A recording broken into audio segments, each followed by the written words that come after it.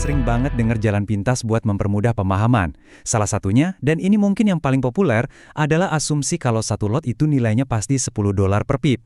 Kedengarannya praktis banget kan? Tapi di balik kemudahan itu, ada risiko besar yang sering kita abaikan. Nah, mari kita bedah sama-sama, kenapa penyederhanaan ini bisa jadi asumsi yang keliru, dan ya, berbiaya sangat mahal. Nah, ini dia kalimat saktinya. Saya yakin hampir semua dari kita pernah dengar ini, apalagi pas awal-awal belajar. Tujuannya sih baik ya, supaya kita punya patokan yang gampang diingat buat ngitung untung rugi secara kilat. Pertanyaannya sekarang, apa beneran sesimpel itu? Apa aturan ini berlaku universal di semua pair mata uang, dengan jenis mata uang akun apapun, dan di segala kondisi pasar? Kenyataannya, nggak gitu. Nilai pip itu sifatnya dinamis, nggak bisa dipukul rata jadi satu angka. Oke, biar jelas kita harus telusuri dulu dari mana sih angka $10 ini muncul. Angka ini itu sebenarnya nggak ngasal loh, ada hitungannya. Tapi, nah ini tapinya, hitungan itu cuma benar dalam satu set kondisi yang sangat-sangat spesifik. Kesalahannya adalah ketika kondisi spesifik ini dianggap sebagai aturan umum untuk semuanya. Ini dia 3 syarat wajibnya. Dan ketiganya ini harus terpenuhi semua, nggak bisa cuma salah satu. Pertama, Anda harus trading di pair EUR-USD. Kedua, mata uang dasar di akun Anda harus dolar AS. Dan ketiga, ukuran kontrak yang dipakai harus satu lot standar. Kalau salah satu aja dari 3 ini beda, perhitungannya langsung berubah total. Jadi, ini poin paling pentingnya. $10 itu bukan nilai intrinsik dari sebuah lot. Angka itu cuma hasil akhir dari sebuah rumus matematika di dalam skenario yang super sempit tadi. Kalau kita menganggapnya sebagai nilai yang tetap dan pasti, wah, itu adalah sebuah kesalahan konsep yang fundamental. Oke, biar makin paham, kita harus bongkar dulu nih, apa sih sebenarnya lot itu? Kita lupain dulu sejenak soal nilai dolarnya, dan kita fokus ke apa yang diwakili oleh lot secara struktur dalam sebuah transaksi. Secara teknis, lot itu gampangnya adalah satuan untuk mengukur seberapa besar ukuran transaksi kita. Jadi, waktu Anda buka posisi satu lot di EUR-USD, Anda itu sebenarnya lagi mengendalikan kontrak senilai 100.000 euro. Jadi, ingat ya, lot itu adalah ukuran exposure Anda di pasar, bukan nominal uang yang pasti. Lantas, apa dong yang menentukan nilai uang dari pergerakan satu pip?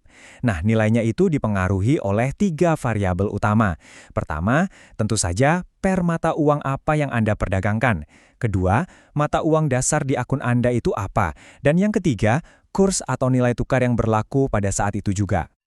Sekarang, kita masuk ke bagian yang paling seru. Kita lihat langsung beberapa contoh praktis di mana aturan $10 ini jadi sama sekali nggak relevan.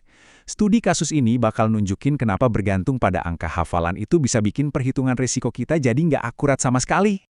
Coba perhatikan contoh di pair GBP-JPY ini. Untuk satu lot standar, nilai per pipnya itu 1.000 yen Jepang. Bukan dolar ya, tapi yen. Nah, untuk tahu berapa nilai dolarnya, kita harus konversi dulu pakai kurs JPY ke USD. Seperti yang bisa kita lihat, nilai dalam dolarnya itu naik turun seiring pergerakan kurs, dan angkanya jauh di bawah $10. Skenario kedua, gimana kalau mata uang dasar akun Anda itu rupiah? Sering kan? Misalkan Anda profit $100 dari satu transaksi. Nah, jumlah rupiah yang Anda dapatkan itu bergantung penuh sama kurs USD IDR saat itu. Ini nambah satu lapisan variabel lagi yang bikin nilai akhirnya itu nggak pernah konstan. Nah, ini dia inti masalahnya. Asumsi satu lot sama dengan $10 itu bikin kita mikir pakai angka yang statis, yang mati. Padahal, pasar keuangan itu pada dasarnya adalah sistem yang hidup, yang beroperasi berdasarkan banyak sekali variabel yang terus bergerak dinamis. Kesalahan konsep ini bukan cuma masalah teknis hitung-hitungan loh.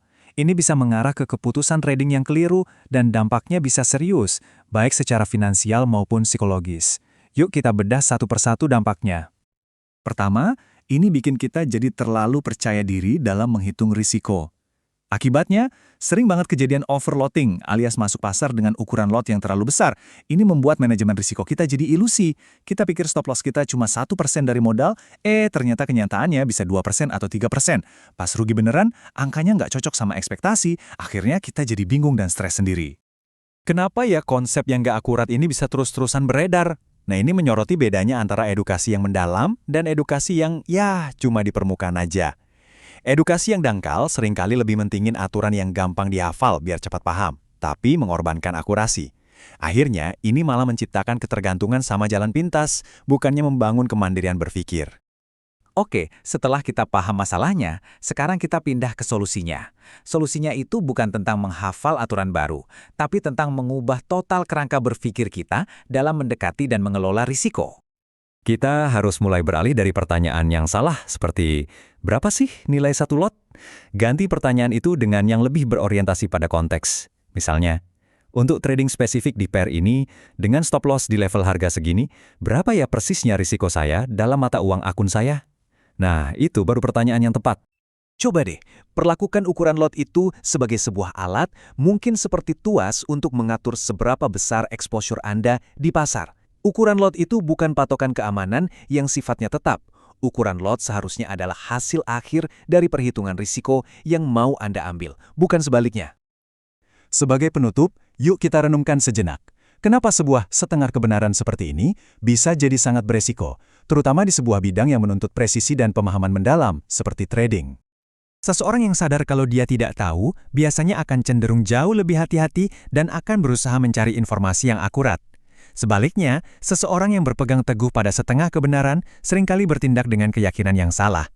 Penyederhanaan dalam edukasi itu penting, tapi jangan sampai penyederhanaan itu justru menghilangkan esensi dari resiko yang sebenarnya kita hadapi.